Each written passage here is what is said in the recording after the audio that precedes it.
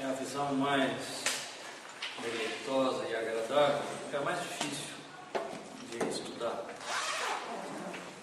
E é, de certo modo, o livro dos três é o mais árduo na leitura.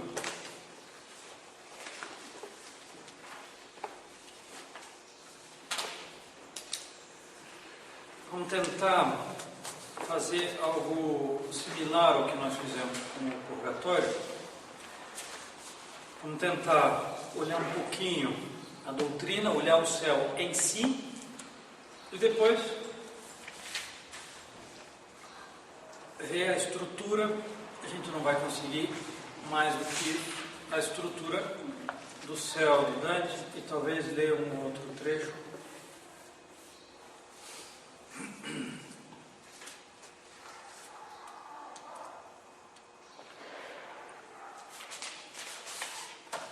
O céu, o primeiro elemento de consideração está entre a relação do tempo e da eternidade.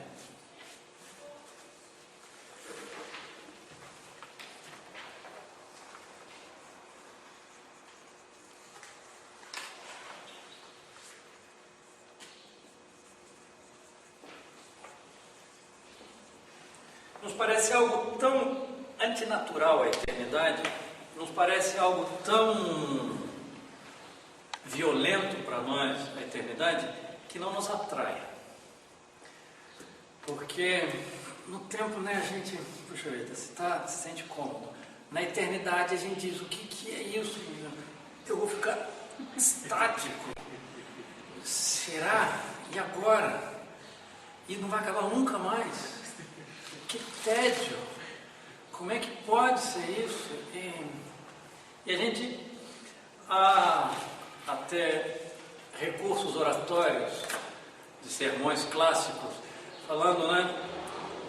Uma ave que pegasse um grãozinho de areia e voasse até a lua e deixasse o grão de areia e voltasse, pegasse outro grãozinho, o tempo que ela levaria para transportar a Terra inteira para a Lua, mal teria começado a eternidade. Aí a gente diz, ai meu Deus, esse passarinho, o que a gente faz com esse passarinho? Ai, mas qual é a dificuldade aqui? Que eu estou considerando a eternidade da mesma natureza que o tempo, e não é. A gente considera a eternidade quase como um tempo indefinido. Não é. É um tempo que não passa. É um instante de plenitude no qual se possui tudo em toda a sua plenitude, sem passar. A gente olha para Deus Nosso Senhor, o mistério da Santíssima Trindade, o Pai que engendra o Filho, e o mundo não existe, não é, não foi. A gente olha para trás e diz foi, existiu, e Deus é. O Pai que engendra eternamente o Filho, e aí Deus cria o mundo e cria o tempo, em que começa uma sucessão, e Deus é constantemente e eternamente engendra o Filho, e o Filho que olha o Pai, e o Pai que olha o Filho, e que se amam mutuamente com o mesmo amor que é o Divino Espírito Santo. E esse ato eterno que não passa, o tempo passa, agora nós falamos, e Deus é. Deus agora engendra o Filho, agora se amam mutuamente. A gente diz, será amanhã? Amanhã tem que viajar, que eu tenho que acordar de madrugada, pegar o ônibus. Amanhã, não tem amanhã na eternidade. Se eu for comparar o tempo com a eternidade é uma linha, o tempo é uma linha, a eternidade é um ponto. Se Se eu for colocar os dois simultaneamente, uma comparação entre os dois, a eternidade não está depois do tempo. Para nós, de certo modo, não, nem isso. Agora é a eternidade. O nosso tempo passa, mas o instante eterno no qual Deus quando Moisés pergunta o nome de Deus, dirás aos hebreus, eu sou aquele que é. Deus está falando da eternidade dele, da plenitude de ser dele. Para nós, o descobrimento da eternidade vai vir com o fim do tempo, depois da nossa morte. Mas agora, enquanto nós sofremos o tempo, enquanto o tempo nos marca e nos fere e nos gasta, a gente estava falando do sono, aí, uma noite mal dormida e eu envelheço 10 anos, assim, né? O tempo nos fere, nos transforma. Aquela poesia do Drummond que se descobre no espelho e diz, mas não é o Drummond, é Clarice Lispector? De quem que é? Eu não tinha esse rosto assim, tão velho, eu não tinha essas mãos assim. Onde foi que eu esqueci o meu rosto? Em que espelho ficou o meu rosto? Para nós, o tempo nos fere, nos gasta, nos muda. Nós somos transformados, às vezes para bem, quem dera, mas muitas vezes o tempo é a nossa transformação em corrupção, em destruição. No instante da nossa morte, nós vamos descobrir que a eternidade esteve sempre presente. É como, tem uma música de Bach que ele tenta comparar o tempo e a eternidade, é uma coisa muito impressionante, no qual ele tem uma melodia muito viva, assim, é um largo, mas a melodia é muito viva, e a gente percebe no fundo de cada melodia há uma nota que permanece, que não muda. E aí ele passa para a ideia seguinte, sem que se interrompa, não é um baixo, simplesmente um baixo contínuo, mas a gente percebe aquela nota que é o princípio de toda aquela construção. Nós estamos, toda a mobilidade do nosso tempo é sustentada por um ato livre de Deus, que agora, esse agora de Deus, tem uma palavra no Salmo que fala, né? Agora eu te engendrei, falando o pai, falando ao filho. Essa primeira dificuldade quando Santo Agostinho, a gente precisa ter um curso sobre Santo Agostinho, mas Santo Agostinho nas Confissões, ele diz, o tempo, pois é, se não me perguntam eu sei exatamente o que é o tempo, mas se me perguntam, aí eu já não sei mais, porque é algo complexo, é a medida do movimento. A gente não vai fazer filosofia aqui, mas essa não inteligência, essa confusão, essa distorção da noção de eternidade faz com que a gente olhe o céu com um certo susto. Há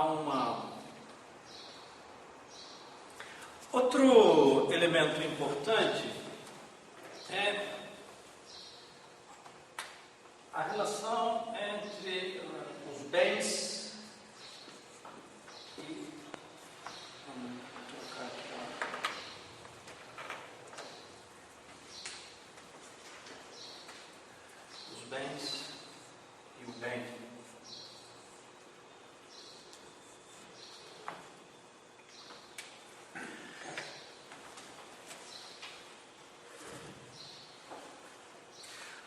Às vezes a gente lê alguns tratados de teologia mística em que fala da felicidade do céu, o alcançar do bem eterno. Ele é descrito de um modo tão etéreo, tão alto, tão extraordinariamente grandioso, que não atrai. Fica uma coisa assim, uma felicidade higienizada, uma coisa aseptizada, assim, que a gente olha, uau, que felicidade, né? Mas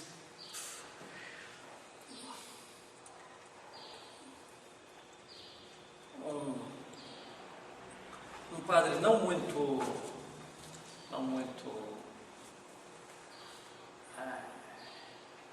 feliz nos seus exemplos, mas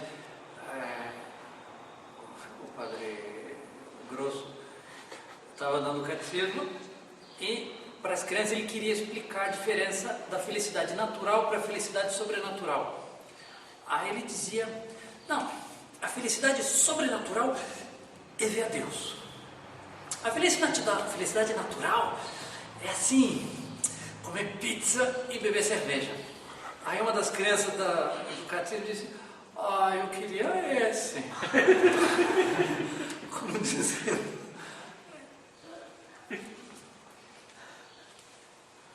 Minha velha avó, uma das pessoas que eu mais admiro, minha avó Margarida, uma pessoa de uma vida espiritual tão profunda, e diante da morte, ela não tinha medo da morte, ela não tinha medo, ela sentia uma dor terrível de perder os filhos. Então, aí depois ela teve um pouquinho de esclerose, aí sim a morte foi uma obsessão. Mas enquanto ela era lúcida,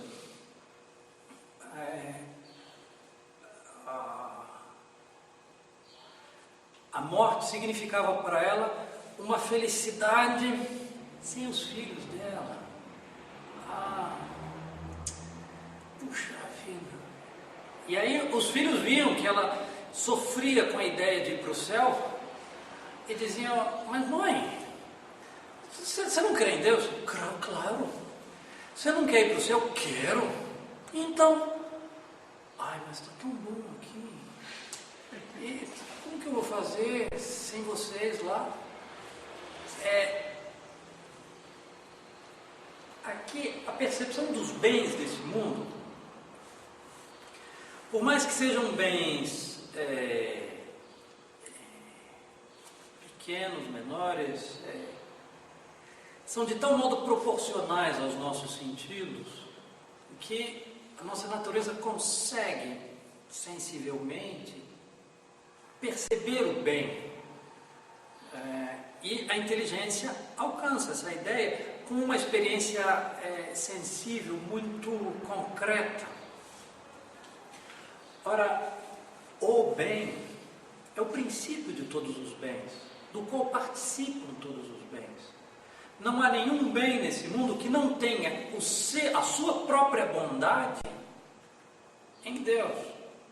É Deus que criou todas as coisas e que lhe concedeu o bem que ela possui. Alcançar a Deus será alcançar todos os bens. Não é perder os bens. É verdade, a morte nos pede uma renúncia, e enormemente verdadeira, porque ela é violenta à natureza. Enfrentar a morte, a natureza tem uma repugnância violenta. Então, ninguém pode dizer que é uma brincadeira morrer, mas de fato é. De fato é, porque eu pareço perder quando eu estou alcançando o que eu achava que tinha. Os bens que eu achava possuir e que os possuía de modo tão frágil, eu os alcanço ao alcançar a Deus. E eu os alcanço na sua plenitude, na sua própria razão de ser. Eu vou entender em Deus o que aquela coisa é realmente.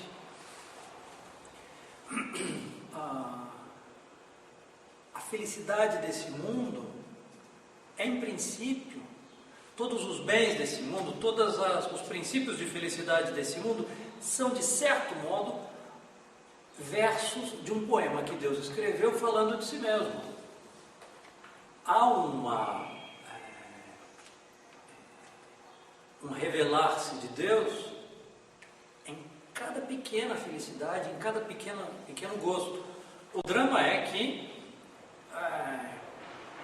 depois do pecado original, a nossa vontade é ferida, olha os bens não como participação de Deus, mas eu os quero em si mesmo e contra Deus, contra a ordem real e verdadeira, contra a razão. Eu os quero de modo torcido, eu os quero contra eles mesmos. Há uma agressão aos bens desse mundo com o modo como nós nos aproximamos dele. No que consiste o céu? Objetivamente, se eu considerar o céu em si, é Deus, o céu. É Deus que é tudo. O meu alcançar a Deus eu posso olhar o céu como Deus mesmo ou como a minha fruição de Deus. O meu alcançar de Deus. O meu alcançar a Deus, vai responder à proporção da minha alma, enquanto que Deus é infinito em si. Todos os santos no céu têm a mesma felicidade. É por isso que é um pouco complexo o livro da Divina Comédia, do Paraíso da Divina Comédia, porque o Dante passa pelos céus, mas os santos não estão ali. Eles estão todos diante da visão de Deus, mas ele os vê ali para entender o lugar que eles têm nessa visão de Deus. É onde eles se manifestam ao Dante nessa aproximação com Deus. Aqui a gente chama então a fruição, o alcançar de Deus de bem-aventurança.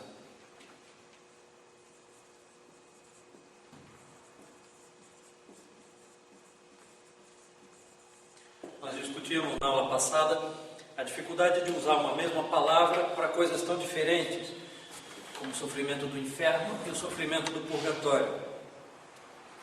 Aqui já era uma discussão mais metafísica, porque a pergunta era se mudava de natureza, se esses dois sofrimentos eram da mesma natureza ou não, e se eram de naturezas diferentes, como podem ter o mesmo nome. Aqui, a expressão bem-aventurança quer significar a plenitude da felicidade. A felicidade alcançada, a realização plena de todas as potências do homem, que ele alcança nesse ato da visão de Deus.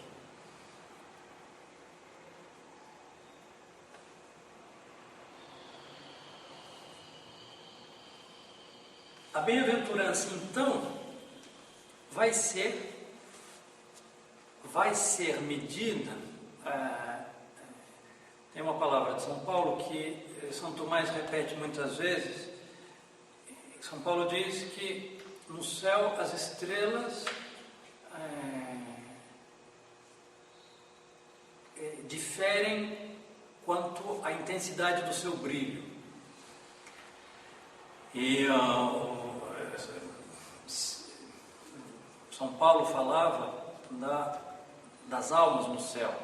São Tomás explica que todas as almas têm uma plenitude no céu, mas é muito diferente um copo pleno que um oceano pleno.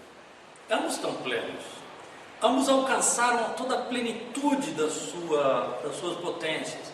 E, no entanto, uma criança que morreu logo depois do batismo e que nunca fez nenhum ato pessoal de virtude, e compará-lo com a bem-aventurança de Nossa Senhora. Ambos são bem-aventurados e não há comparação entre a felicidade. É curioso porque nos primeiros círculos do céu, o Dante quase que insiste em que os bem-aventurados se desculpam, dizendo: olha, a gente está aqui no finzinho da fila, mas a gente é bem-aventurado também. Não há proporção entre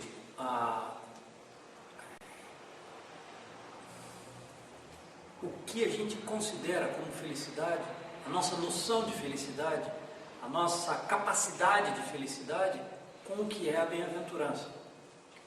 Mesmo aqui, é engraçado porque não é algo fácil a felicidade. A felicidade é uma coisa difícil de administrar, bastante difícil, mas é uma felicidade humana. Ali no céu, nós teremos uma felicidade divina. Não há proporção, não há comparação possível, não há...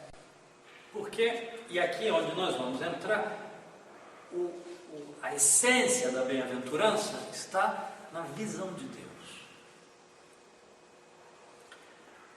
O que isso significa? Que a nossa inteligência fará um ato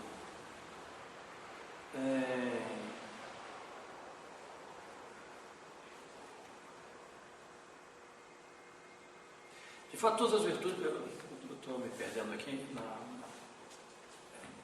as virtudes teologais se chamam teologais porque o fim do ato humano é o próprio Deus. Não posso dizer que é o objeto, mas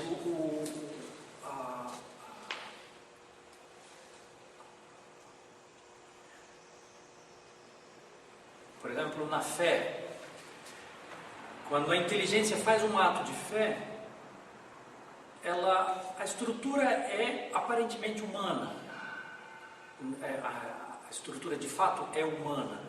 No entanto, como é algo revelado por Deus, só que revelado em linguagem humana, isso é que é incrível, porque Deus nos fala não numa linguagem etérea, intuitiva.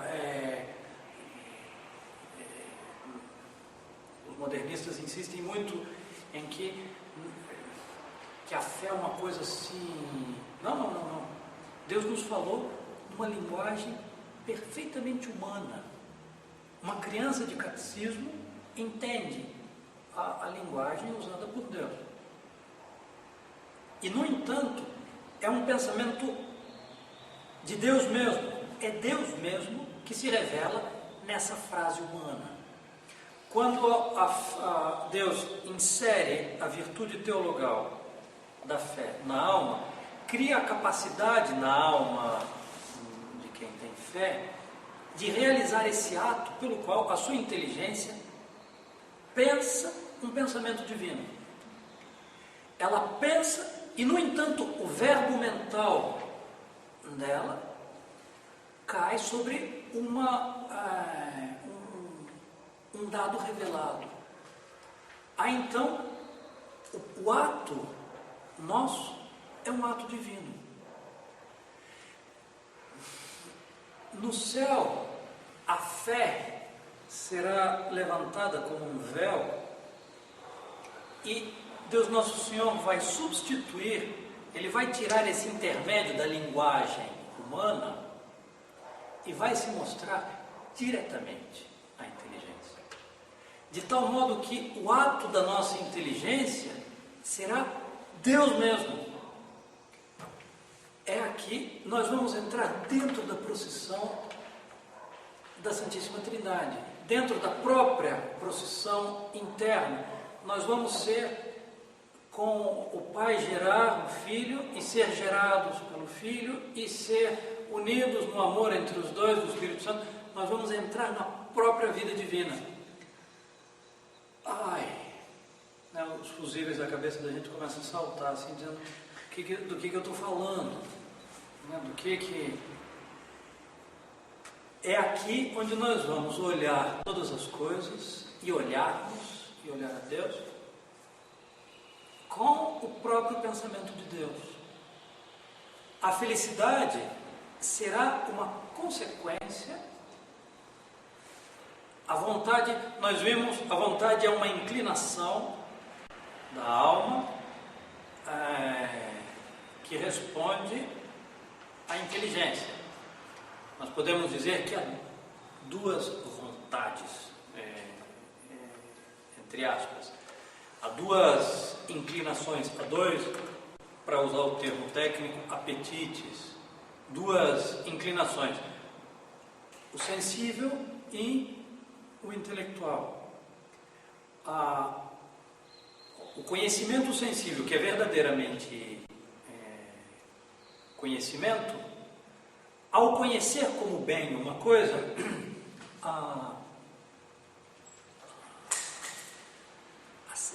o desejo sensível se inclina àquele bem.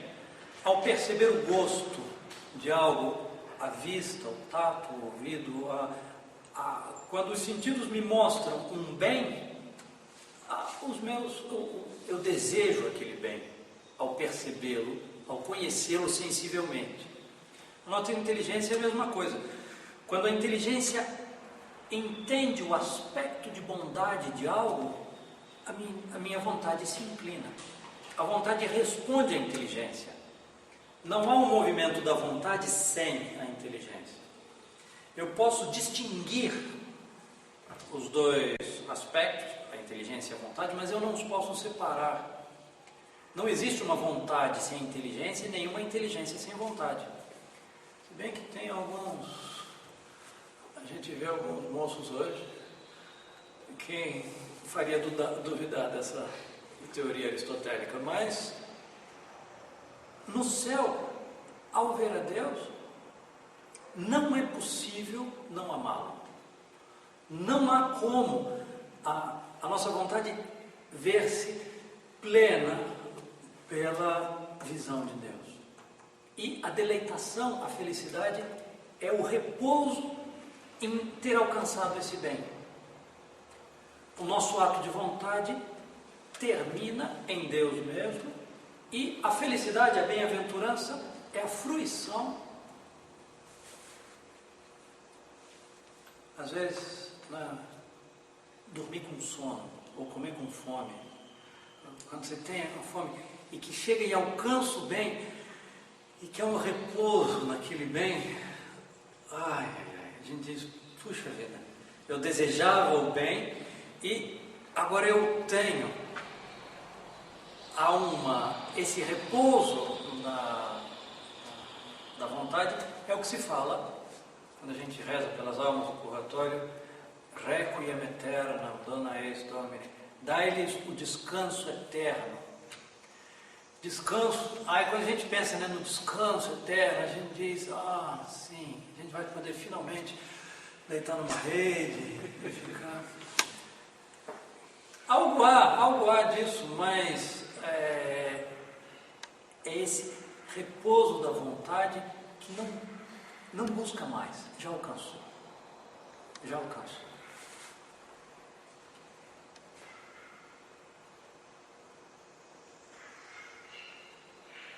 O purgatório, muitas vezes, é povoado por almas católicos relativamente corretos, mas que não desejaram o céu. O purgatório vai ser descobrir o que é o céu e desejá-lo. Ah, agora você quer. Agora você vai esperar um pouquinho. Agora você espera um pouquinho. Pra você ver o que é.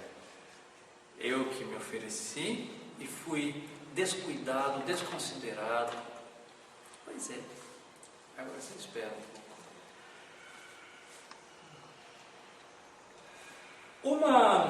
É tão difícil a contemplação do céu. Tão difícil, tão difícil. É algo que exige um esforço de analogia muito grande, muito difícil, muito árduo, e muito facilmente o nosso desejo sensível fica pela metade do caminho e a gente pensa na pizza com cerveja, dizendo: acho que o limbo, eu ia gostar mais do limbo. Porque o Padre Grosso dizia que no limbo era felicidade natural plena. Cerveja com pizza todos os dias.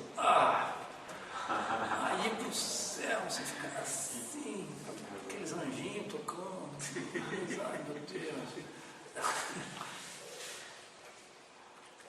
Há aqui uma sacada genial do Dante, que é contemplar a felicidade do céu não diretamente, não no que ela é em si, mas nos santos. Ele faz a contemplação dos céus, dos 7 céus e dos 7 círculos ptolomaicos e depois os outros, o céu estrelado e o céu empíreo, olhando este ou aquele santo. E aqui é um tema muito importante, que a medida da bem-aventurança nossa no céu será a medida das nossas virtudes.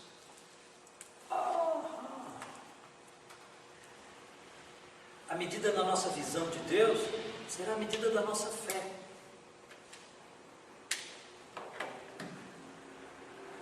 No instante em que for tirado o véu, eu vou ver a Deus com a estrutura do ato de fé. Eu vou amar a Deus com a estrutura da caridade que eu tenho. Aí nós vamos ver a diferença dos atos dessa vida. E aí é onde vale a pena voltar a essa consideração sobre o tempo e a eternidade. Medida das virtudes.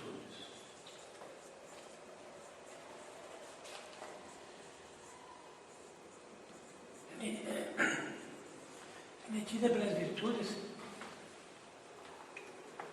O quanto de bem-aventurança vai ter no céu? O quão virtuoso foi? Pois é, mas não. Quando a gente fala virtude, a linguagem moderna colocou nessa palavra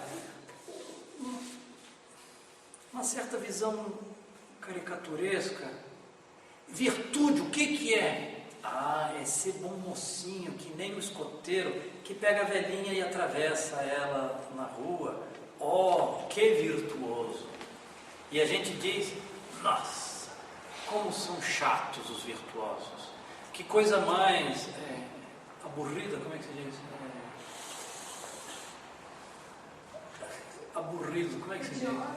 Tedioso, que coisa mais. Sim, virtude é aquela coisa assim de velho, aquela coisa tão. A gente precisa de uma coisa mais animada, assim, mais. Virtude. Pois é. Aqui eu recomendo assistirem um curso do Padre Camargo sobre o Tratado das Virtudes. Confesso que foi um curso um pouquinho árduo, em que às vezes eu percebia que os meus alunos não me seguiam, mas eu precisava terminar a estrutura inteira do curso. Mas a virtude é como uma segunda natureza. É uma disposição da potência em ordem ao seu objeto próprio. Espera aí, padre, ficou meio complexa a frase. A nossa vontade, por exemplo, qual é a virtude que retifica de modo mais diretamente a vontade? A prudência. Se não aceitarem, bom, padre, não vale. A virtude da justiça. O que significa ser justo? Significa querer retamente. Querer de tal modo como a vontade está feita para querer. Um pecado ou um vício é realizar um ato torto, torcido, contrário ao objeto e contrário à própria virtude, à própria natureza.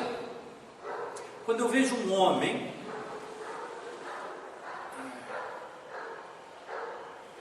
um pouquinho, isso tem um capítulo do livro do Brideshead, do Evelyn Waugh, The Age of the Common Man.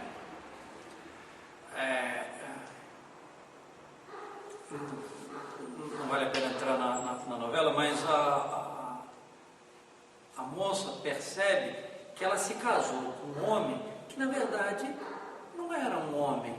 Ele tinha aspectos humanos, algumas partes humanas, mas no entanto faltava, era como se tivesse faltando, tivesse pela metade.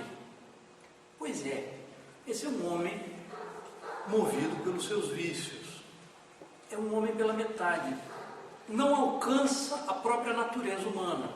Um homem virtuoso é aquele no qual há uma plenitude do que Deus pensou que é o homem. A inteligência foi feita para o verdadeiro. Por mais que hoje no curso de filosofia, ou na universidade inteira, venham dizer que a verdade não existe, e que tudo é relativo, e que tudo é opinião, ai, que desgraça! Então a inteligência foi feita para a verdade e não existe verdade. A gente foi feito para pensar e o pensamento não existe.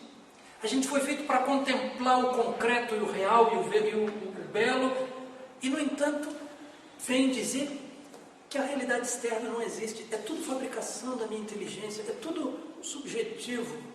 Nós somos os mais desgraçados dos homens. Os peixes foram feitos para nadar, as aves para voar, e o homem foi feito para pensar, só que não pode pensar. Não existe o pensamento. Não existe. Oh, desgraça.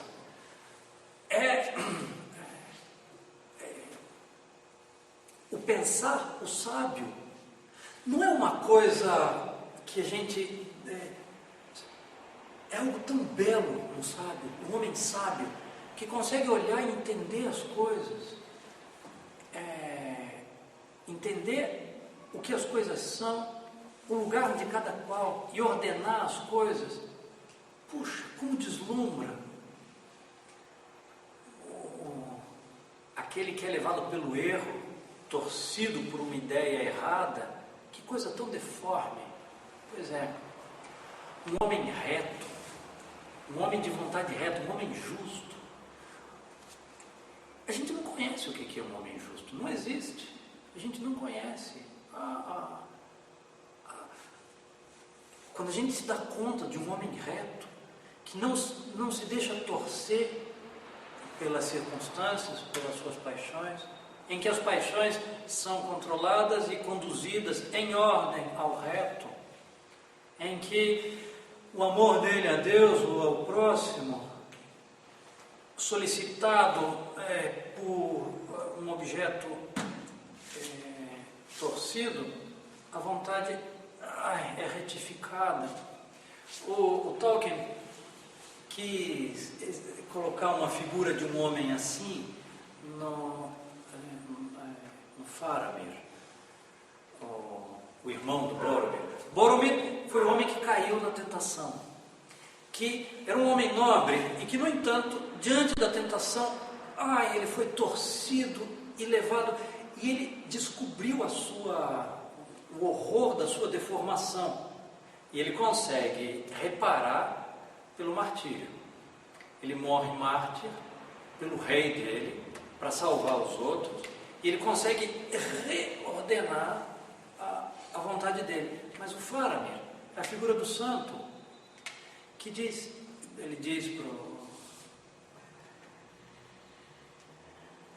pro Gandalf, ele diz: se eu visse o anel, ele não sabe nem o que é. Ele diz: se eu visse essa coisa que todos buscam, jogado no canto, do lado do caminho, eu nem sequer olharia para pegar.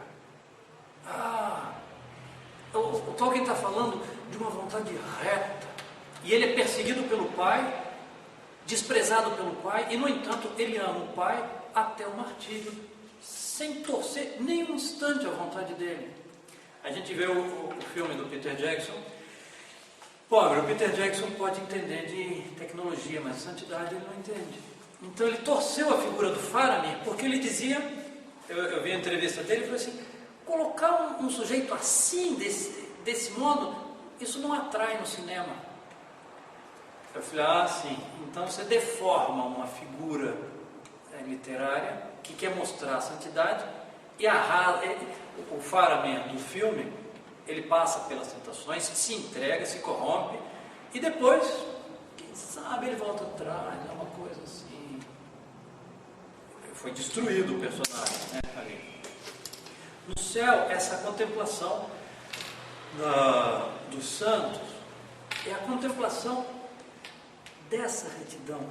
E aí onde a gente volta ao tempo e à eternidade, os nossos atos aqui, os nossos atos retos, aqui nessa vida tão prosaica, tão aparentemente comum, tem um valor de eternidade tão alto, tão extraordinário. Esse baixo, essa nota do baixo do bar, ela sustenta de tal modo a construção melódica que no instante em que a gente morrer, a gente vai ver o que valia aquele ato. Aquilo valeu. Eu não percebia.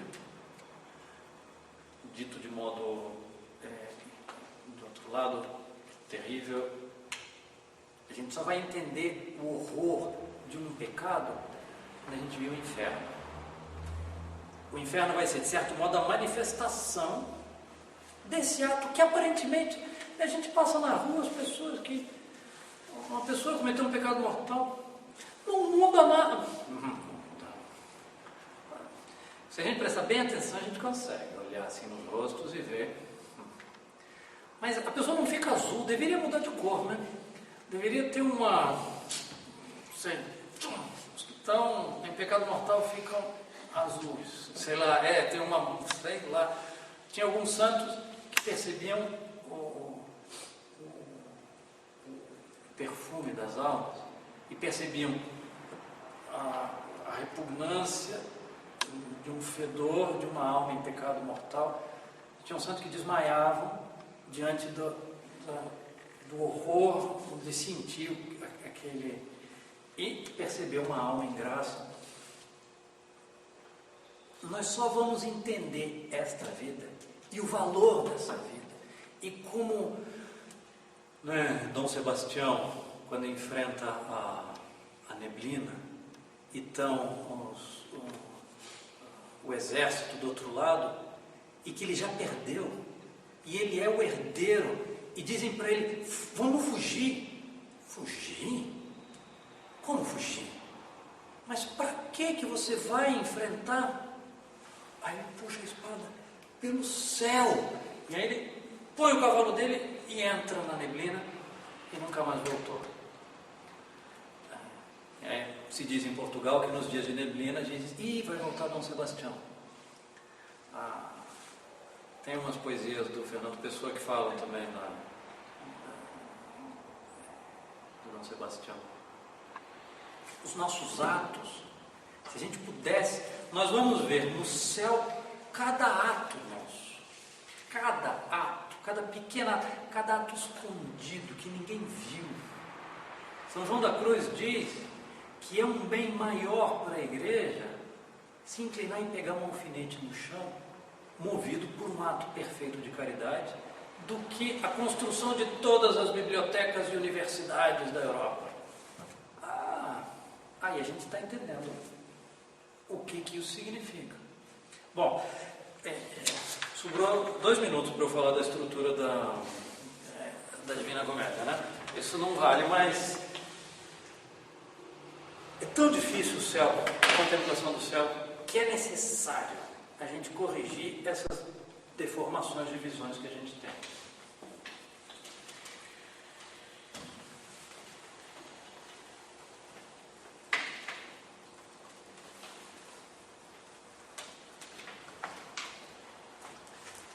Tinha um missionário que contou para a dona Helena Rodrigues, uma discípula do coração, que ele estava numa missão indígena. Ele falou do céu, falou, e estavam lá os índios, ele explicando o catecismo, e tinha um que olhava para ele. Quando terminou, o índio perguntou para ele: no céu tem paca? Ele queria saber se ia poder caçar ou não no céu. Aí eu... Tem, claro que tem. E tem, no céu tem paca.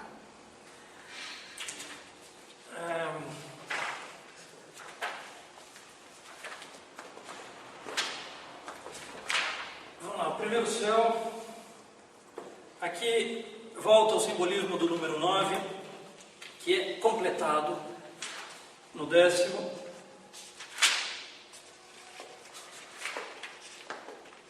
Vamos lá, o primeiro céu é representado pela lua. Aqui é governado pelos anjos. Anjos não como nome genérico, mas como nome próprio dos 9 coros angélicos. Os anjos. E ele coloca as almas, os que quebraram seus votos e se arrependeram.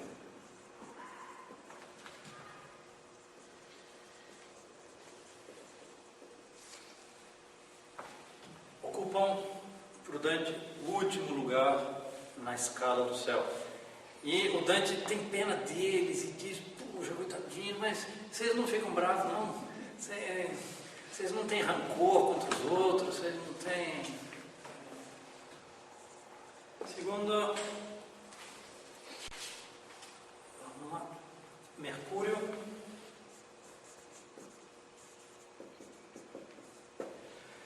Anjos, arcanjos.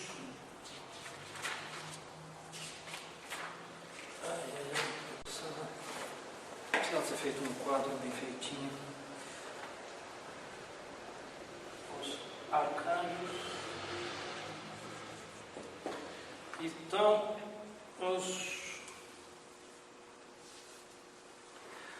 que receberam de Deus a missão, uma missão de algo grandioso, e que, no entanto, se deixaram mover mais pela honra e pela fama do que pela vontade de Deus. Aqui, né, a gente pode, entre parênteses, o valor de uma vida não se mede pelo exterior, se mede pela dilatação e retificação da alma. Uma menina escondida num Carmelo, lá no interior da França, perdida de uma família burguesa, uma menina delicadinha, foi um furor em toda a igreja, Santa Teresinha do Menino Jesus. E quando ela estava para morrer, uma das freirinhas disse assim: quando ela morrer vai ser difícil que a gente escrever, ela nunca fez nada na vida. Pois é, ela saiu de casa, entrou no convento e morreu no convento, com 24 anos. E ela foi feita padroeira de todas as missões na igreja. É colocada a segunda padroeira da França. Pois é, Deus Nosso Senhor revelou um pouquinho o mistério da alma dessa freirinha escondida, perdida. Muitas vezes o grandioso exteriormente é um perigo que engana o próprio, né, aquele que está realizando, e quanto mais turva é a intenção, menor o valor do ato. Quanto mais, Nosso Senhor diz, é um discurso difícil de Nosso Senhor: se o teu olho é simples, o teu corpo inteiro será luminoso.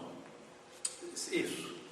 O que Nosso Senhor está dizendo é que os sentidos da visão conseguem, de tal modo, a luz das coisas, os olhos conseguem alcançar, e o corpo inteiro é guiado por essa... O que ele quer dizer com isso?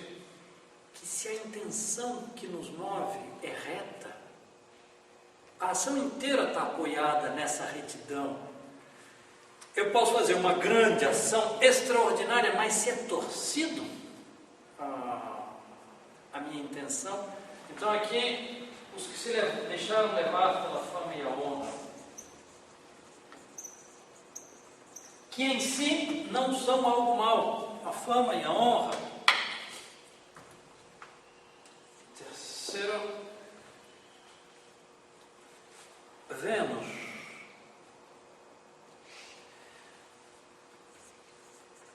Vênus, sim, são os principados, os movidos pelo amor, as almas amantes.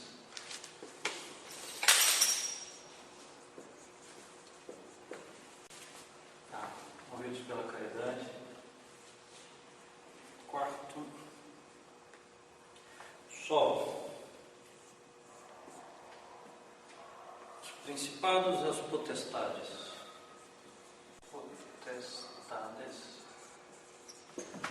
Sábios.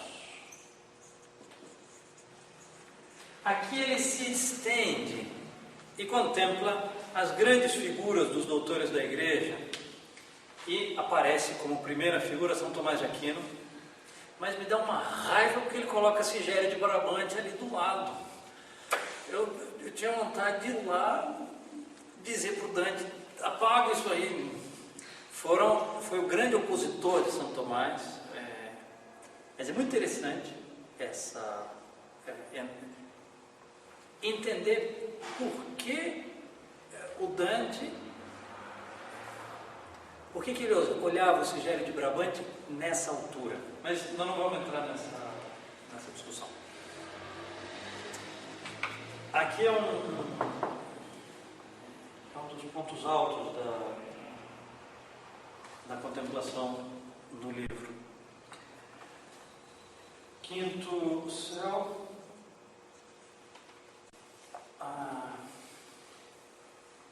Marte, Deus da guerra, as virtudes, assim chamados, os anjos chamados virtudes. Anjos, arcanjos, principados, potestades, virtudes, dominações, querubins, serafins.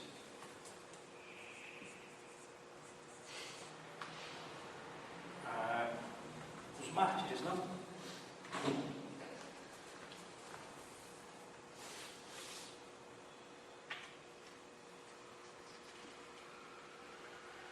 Os que lutaram pela fé, principalmente os mártires.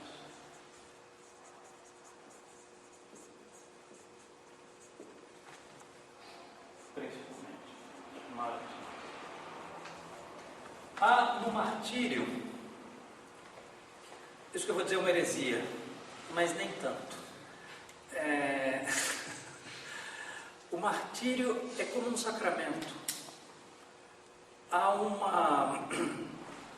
efeito do martírio de identificar aquele que entrega a sua vida com o Nosso Senhor de um modo, um passo a mais. Há então no martírio uma glória particular daquele que morre da mesma morte que Nosso Senhor, que é capaz de dar a sua vida por um ato de fé, sustentando uma obra de Nosso Senhor. Eu não vou me estender muito aqui, vai que a Santa Inquisição assiste esse vídeo, eu vou precisar me explicar um pouco mais. Sexto céu, Júpiter,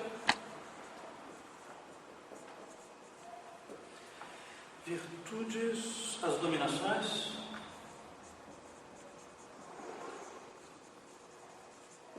Também, os que quiserem entender um pouco mais os coros angélicos, recomendo o curso do Padre Camargo sobre o Tratado dos Anjos.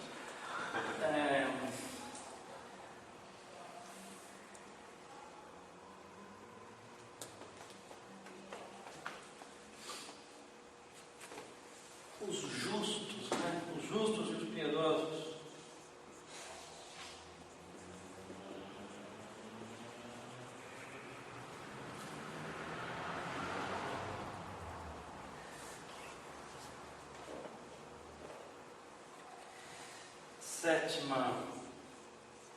Sétimo céu, Saturno. De fato, aqui nós chegamos no ponto, em princípio, no ponto mais alto. Aqui estão as dominações, os tronos. São os contemplativos.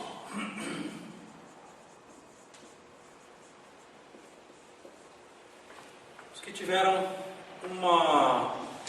um dom particular de contemplação do mistério de Deus. Ele coloca aqui principalmente duas figuras: São Pedro Damião, o enérgico e violento São Pedro Damião, e São Bento, o fundador da Ordem Beneditina. E aqui ele faz o céu olhar para a terra e vê, São Pedro Damião vê como chamam, os prelados, aqueles que exercem um cargo de governo na igreja. E ele diz, olhando desde o céu, olha o horror do modo como dispõe os seus atos, olha a indignidade. E há um discurso muito mais violento do que no inferno, ao contemplar os que caíram, que exerceram poder de modo tirânico. Aqui, e São Bento fala da vida religiosa não religiosa, de um monge medíocre, de um religioso que não responde.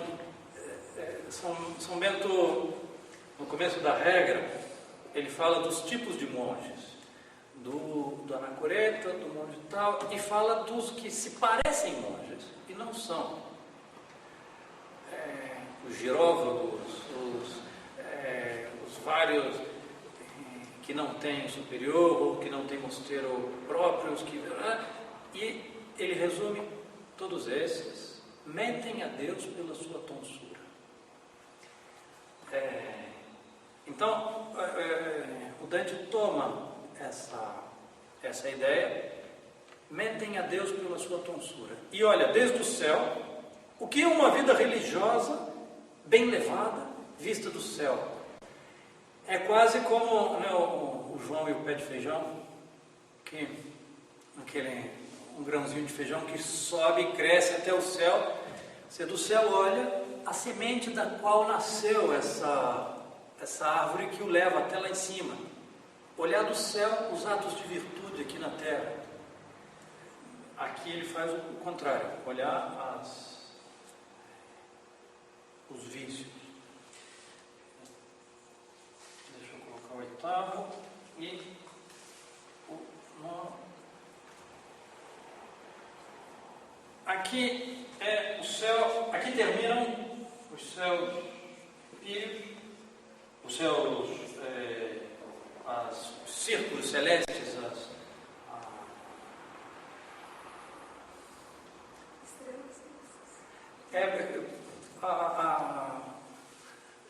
Ptolomeu, toda a concepção ptolomaica punha círculos concêntricos dos céus, em que um girava o outro, aqui terminam, mas eles estão a mais, onde estão as estrelas fixas, o céu estrelado.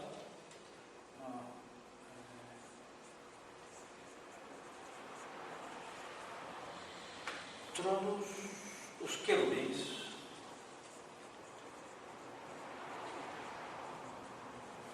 E aqui ele põe os apóstolos, Adão,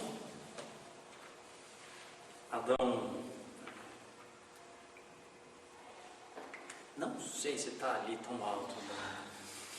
Adão, que se salvou Adão, é dogma de fé, que está no céu, Adão e Eva se salvaram, fizeram penitência toda a sua vida e esperaram o Messias prometido, e sofreram e se salvaram. Está no martirológio, se comemora o dia como um santo no céu. Mas que esteja lá tão em cima assim, eu não sei. Bom, se eu me engano, que Adão me perdoe. Os apóstolos e Nosso Senhor e Nossa Senhora.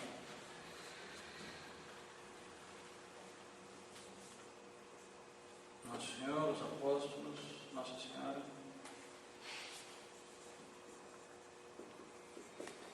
E depois, aqui, a passagem para o céu, o cristalino.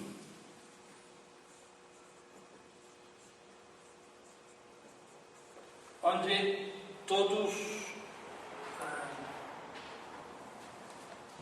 querubins e os serafins.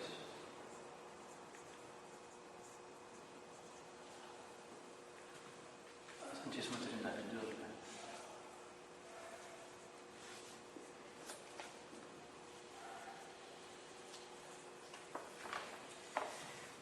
E finalmente, como um conjunto de todos eles, é um pouco clara a expressão aqui, o 10º céu, que não é uma parte mais do céu, mas é a união de todos eles, é o céu empírico, onde todos eles estão contidos. O Dante tem uma visão de... Primeiro ele precisa passar um examezinho de catecismo aqui, muito interessante. Dizem, espera aí. Não. Antes de você passar aqui, São Pedro diz, vamos ver se sua fé é correta. Diz o credo aí. Aí ele recita o credo. Depois vem o apóstolo Santiago, se não me engano, faz o exame da esperança dele. Não sei não, vamos ver. E finalmente o apóstolo São João examina a caridade, e aí ele pode entrar no 10º céu empírio, que é a visão intuitiva de Deus, diretamente. E ele vê a rosa de todos os santos na visão de Deus. E aqui, nessa entrada, Beatriz para e ela não entra. Beatriz é a teologia, é o estudo do dado revelado, apoiado na filosofia, considerar e meditar. Mas aqui já é ver a Deus sem intermediário. Aí é São Bernardo, o grande contemplativo, que vai, e ele consegue olhar, em vez de olhar a Deus direto, ele olha na pupila de Nossa Senhora e vê a Deus refletido na pupila de Nossa Senhora. E tem um poema belíssimo, Virgine Madre, filha del tuo filho, em que São Bernardo exalta as grandezas de Nossa Senhora. E aí termina o céu com uma oração do Dante pedindo que, ao voltar à Terra, que ele preserve a retidão do coração dele que ele conseguiu nessa viagem.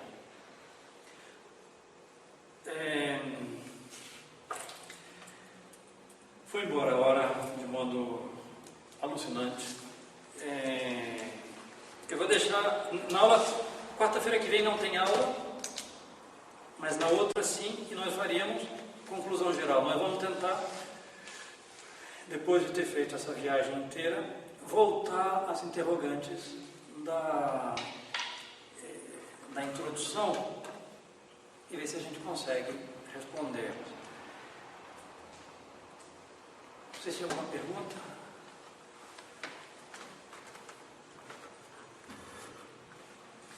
Vocês têm que anotar as perguntas. Vocês esquecem de... Pensando bem, só tem um céu, né? Assim como nós dizíamos que o céu é Deus. Subir aos céus. Às vezes a gente tem uma ideia de que está Deus ali no centro e como um anfiteatro as almas estão umas mais longe, outras mais perto. Pois não. Deus vai estar intimamente sendo visto de modo imediato pela inteligência de cada um. Não é? Deus não estará localmente num lugar e uns vão ver pouco. Eu sou meio baixinho e estou vendo um pedacinho. Não. Em cada alma verá a Deus de modo direto e imediato. Então, a gente pode falar que cada alma é um céu. O céu é Deus. Assim como não se dão os círculos do inferno assim, desse modo estruturado, mas que se dão todos eles em cada condenado, assim é a mesma coisa o céu. Cada céu é exatamente o proporcional, não há proporção nenhuma aqui entre o que a gente deseja e o que a gente vai alcançar, mas cada alma terá o seu coração cheio, mas o seu coração não mais que ele. Então, esse mundo nos é dado para retificar o nosso coração. Os sacramentos são o meio de retificação. As virtudes são a própria retificação. As dores dessa vida são os remédios próprios. A cruz nossa de cada dia são o que arde um pouquinho quando está limpando a ferida da nossa alma. Muito bem, se não tem perguntas, vamos rezar uma Maria para terminar. Quarta-feira que vem não. Na outra, sim, a gente tem a conclusão geral. E na outra é a nossa festa. A nossa festa, o baile de formatura.